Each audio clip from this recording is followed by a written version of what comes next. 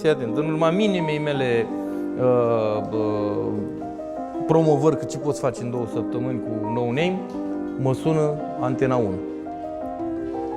Mă sună Antena 1, bună ziua, felicitări pentru afacere, am zis că aveți fermă de raci, mulțumesc frumos.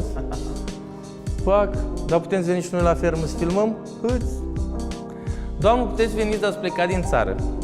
Și săptămâna viitoare, într-una din zile, vă anunț eu când pot. Când fac, bă, trebuie să-mi fac rost de așa, să fac rost de o baltă, în capul meu, în secunda aia mea, trebuie să fac rost de o baltă, care să aibă raci în ea, care proprietarul să accepte să zică că e fermă de raci, care să zică că am și o treabă cu ferma aia de raci. Cam grea tema, dar totuși, asta e. Și fii atent, stau eu în Mostrofoc, bă frate, să fac rost de raci, dar stau eu în Mostrofoc și nu avea nimeni raci de vânzare, nu, dădeam raci de vânzare, zero, ioc, da? Și iar pe engleză.